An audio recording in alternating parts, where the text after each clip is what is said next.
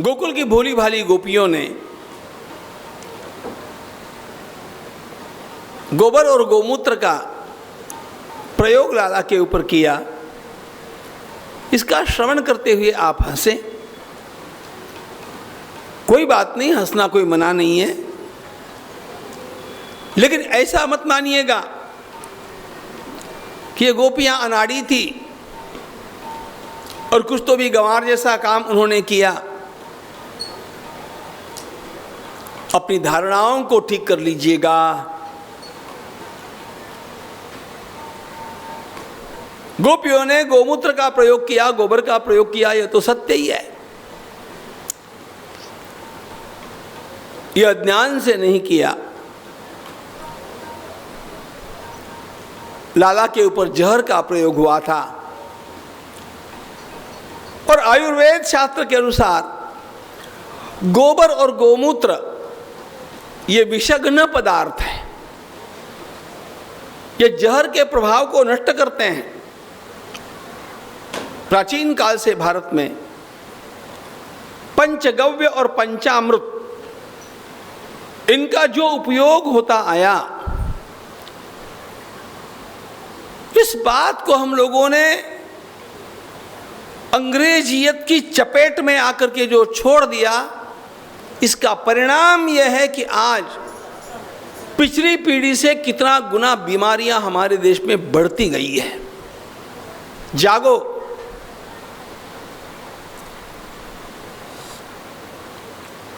हम सुधरे हुए एडवांस युग में रहते हैं। ऐसी डींग आप कितनी भी हाँक लें, आप अपने घर में और अड़ोस पड़ोस के लोगों में देखिएगा, कैसी कैसी बीमारियां, नई नई बीमारियां, और इतनी बढ़ गई। ये यूं ही नहीं बढ़ती है। हम भी लोग रोज जहर पीते हैं, जहर खाते हैं। कृष्ण भगवान के ऊपर जहर का प्रयोग हुआ, एक बार हम लोगों पर रोज हो रहा है। ये सारे रासायनिक बीज, सारी रासायनिक खादें, सारी रासायनिक फव्वारे, इनके माध्यम से हमारे भीतर रोज रोज जहर जा रहा है। केमिकल का प्रयोग किया हुआ कुछ भी आप खाते पीते रहेंगे, ध्यान रखना क्रमशः आपके भीतर बीमारियां घर करने ही वाली है।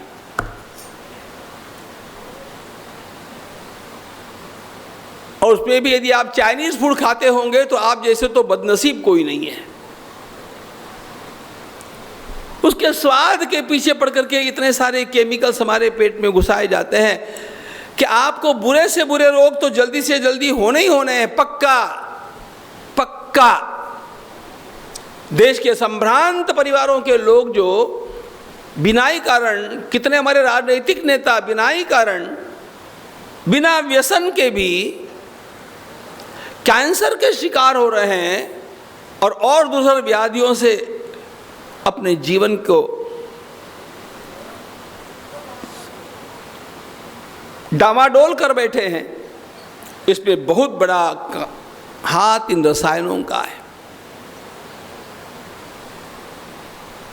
वे ही लोग केवल अब बचेंगे। आप खाएंगे तो क्या खाएंगे बोलो?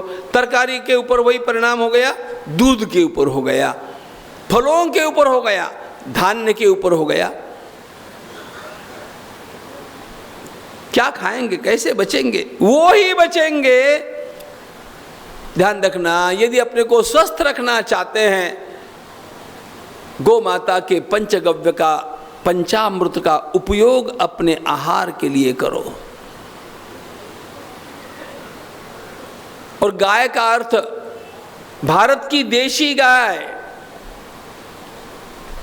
उसके गोमूत्र में, उसके गोबर में, उसके दूध में और उसके घी में जो शक्तियां हैं, उसमें से पाश्चात्य देश से आई हुई किसी गाय में कुछ भी नहीं है पंचगव्य का उपयोग करने वाला। इन सारे के सारे रसायनों के दुष्प्रभावों को रोक सकता है।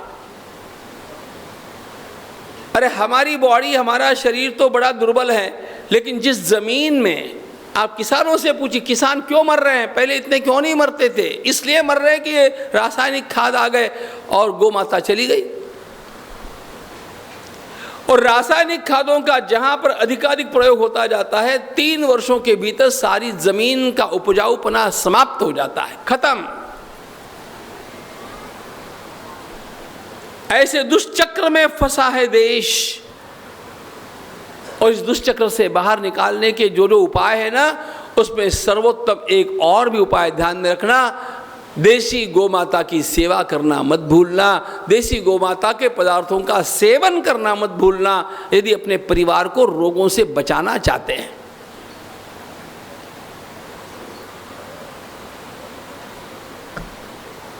जर्सी नहीं, होस्टन नहीं,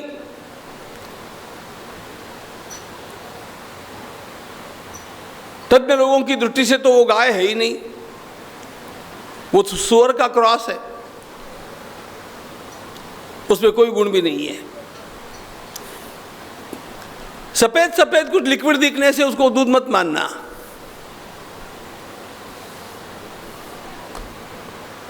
गाय बचेगी तो देश बचेगा, देशी गोमाता बचेगी तो किसान और देश बचेगा, नहीं तो उपाय नहीं।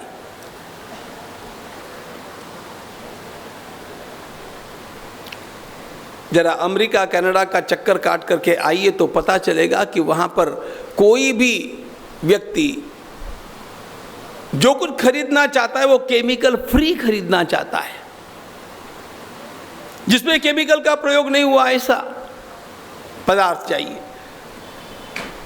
और हमारे यहां केमिकल्स की भरमार, देश को बर्बाद प्रकृति ने नहीं किया। यह भारत माता इतनी उर्वरा, इतनी सुजलाम सुफलाम रही, इतनी श्रेष्ठ रही कि सारे संसार का पोषण ये कर सकती थी, लेकिन इसके बच्चों ने इसका नुकसान कर दिया। We are responsible. चलो देश की स्थिति की बात बड़े बड़े लोग जाने, आप अपनी बात को सुधार लो।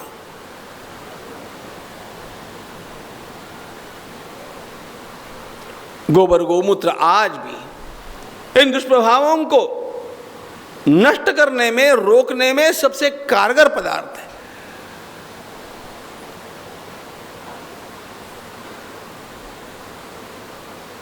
गोमाता की रक्षा करो, देशी नस्ल की गोमाताओं को प्रोत्साहन दो। अपने बालकों को बुद्धिमान बनाना चाहो तो उन देशी गोमाताओं का दूध उनको पिलाओ।